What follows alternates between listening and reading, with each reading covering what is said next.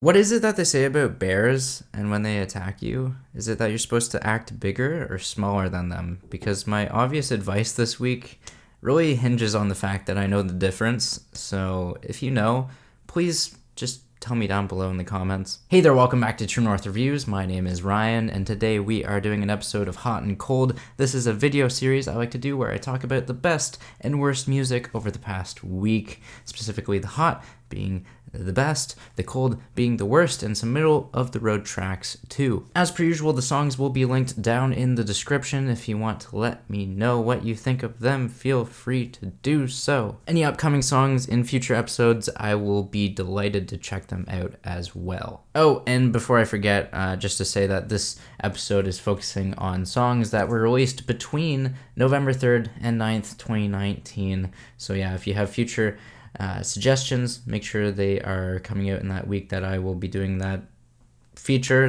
episode of Hot and Cold. Without further ado, let's get into the hot tracks. AWOLNATION, that is the first artist I want to talk about. They released a new song. It is called The Best. I guess I'm starting with the best track of the week, I would say. I love this track though. It is frantic. I love the distraught vocals from Aaron Bruno. I love the synth elements to this track. And yeah, it's likely not going to be a single that's released on an album. It's probably just going to stay as a standalone just because we already got an AWOLNATION record last year. So it's just something to hold us over, I guess. But I'm fine with that. Moving on from there, Ozzy Osbourne put out a new single last week. It is called Under the Graveyard. I love the chorus and the guitar solo on this track. What really threw me off though was the production and how the credits went to Watt. Sounds really crisp and clean, and then I realized that Watt, he's been on many mainstream pop songs that have been very popular lately. 5 Seconds of Summer's Teeth, a lot of Post Malone tracks. So when it comes to Ozzy Osbourne and he's producing for this track here, I feel like it's a bit of an oddball just because Ozzy Osbourne has been coming from a different era. He's someone who's pioneered and shaped the way that we listen to rock music, or at least metal. Still, it is fitting for Watt to produce this song, given that Ozzy Osbourne was a feature on a Post Malone track from Hollywood's Bleeding, so I guess it's okay. The track is good. I am recommending it, just so you know. Next up, Bring Me the Horizon has a new track out. This one's called Ludens, and we have some electronic elements being blended with metal. Pretty interesting. Theory of a Deadman have a new song out as well. This one's called Strangers. It is the second single to be released for their forthcoming record, Say Nothing. And yeah, it looks like Theory of a Deadman, they are establishing a lyrical theme about political and social issues with this upcoming album. The lead single, History of Violence, focused on physical abuse and the Me Too movement, and Strangers here is a lot more about the social media and gun violence discussions that are ongoing and very prevalent. The lyrics on this track aren't anything new for 2019 with its musical landscape, but it is still great to hear some social commentary from Theory of a Deadman, who, yeah, they come through with a pretty catchy hook. Now, wrapping up the hot tracks from this past week, we have a new song from Lucy Dacus. This one's called Fool's Gold. Very enchanting ambiance to this one. Gorgeous vocals too, and it is nice to hear a solid follow-up to the 2018 Boy Genius EP. She was one of the members, a part of that super group. Moving along, we have the middle of the road tracks. These are songs that I thought were okay, not amazing, not terrible, just something to keep in mind. First up, we have the lead-off single from Tory Lanez's Chicks Tape 5. This one's called Jerry Sprunger, and this one is with T-Pain. It's a collaboration between those two artists. Yeah, it's sampling T-Pain's 2005 hit single, I'm Sprung, but it is modernized in the way that it has a trap hi-hat, and it has this very 2019 style hip-hop beat. It cleans things up noticeably with the production, which I do appreciate, but I'm not a fan of T-Pain and what he has been doing as he ages. I don't know if it's because his singing is sounding worse with age or he is becoming a relic trying to find a way to stay relevant. Either way, do not enjoy that song as much as I could. It still is okay. Moving on from there, we have a Meghan Trainor single, which this has got to be the biggest surprise for me this past week. Not in the way that I'm surprised that we have a new track. I am kind of surprised about that too, but more in the way that I kind of like this song. Something I don't actually hate. It's something I can tolerate, something I can put on. It makes me think of that Jason Mraz single that Meghan was featured on, what was it, last year? Yeah, last year. Anyways, a sweet melody on this new track, Working on It.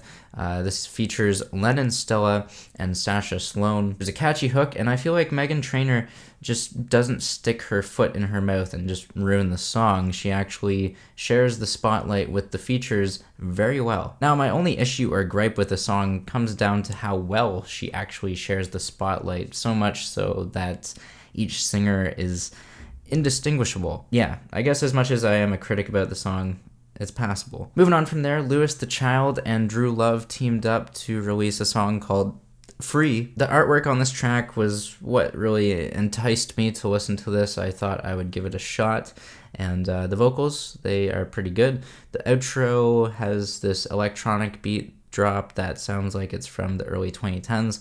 It does make me feel like I'm going back in time a little bit, but you know what? Sometimes you go off the artwork of something and it does pay off. I mean, yeah, just don't judge a book by its cover, I guess. Regulars is the name of the latest single from the Canadian pop artist Allie X. I appreciate the groovy bass line on this one, but I feel like the tune isn't as noteworthy as the last single we got from Allie X. Nash and Black released a new single. It's called Touch and Go. I remember suggesting a very sensual track during the previous Hot and Cold, so here we are again with another sensual track. I feel like I am looking for these now. I'm not actually. But yeah, if you want to share some intimacy with another person, go right ahead. This track will help you with that. God, the way I'm suggesting these tracks, I don't know if it's the right way of doing it or not. Moving on from there, another surprise for me this past week. I actually enjoy, to a degree, a new Chainsmokers single. This one's called Push My Luck. It is produced by Ian Kirkpatrick. He has been busy with recent pop singles from stars like Selena Gomez, Dua Lipa. So yeah, I guess he and the Chainsmokers came through with a pretty good chorus. I just don't really like the vocal deliveries in the verses. They kind of seem a little stale. This next track I'm going to talk about, I don't really want to talk about poppies much because there is a bit of a controversy in Canada right now with hockey. We'll avoid that subject, but we'll talk about the artist, Poppy. They have a terrifying new single out. It's called Blood Money. It is, it is harrowing. I recommend it. The tune isn't sticking with me, so I guess it could be better, but it is still scary. And lastly, for the middle of the road tracks this past week, we have a new single from Clipping after they put out their amazing album, which I have yet to do a review. I might end up doing it. I don't know. Time's a little tight lately, but Aqua Code Data Breaks is the name of the latest single from Clipping. It is a good one. It is not as good as some of the songs off that album, but still pretty decent. And now wrapping up Hot and Cold for this week, we have some cold to talk about. The cold of outside, the cold of what is coming for winter. I'm not looking forward to it. But actually, the cold tracks are the worst songs I heard over the past week.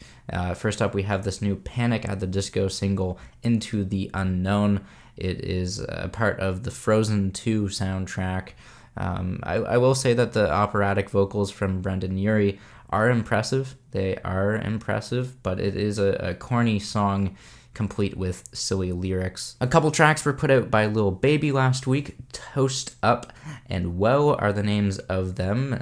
They are generic with their trap beats, and they are horrible with their vocal performances. And lastly, we have a new single from Beck. It is called Dark Places. It is another single that has been released for that new album that's coming out the same day as the Coldplay record. I got to get ready and hyped for those releases. Yeah, but this new one from Beck is not that good in my opinion.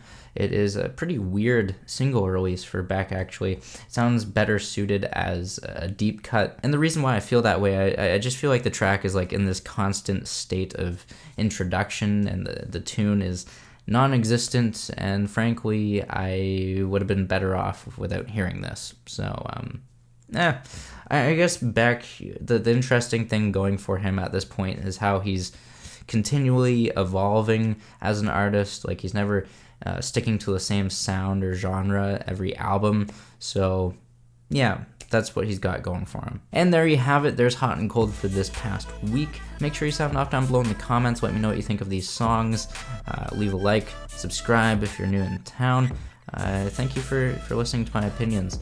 And yeah, I'll catch you next time. Have a rockin' day.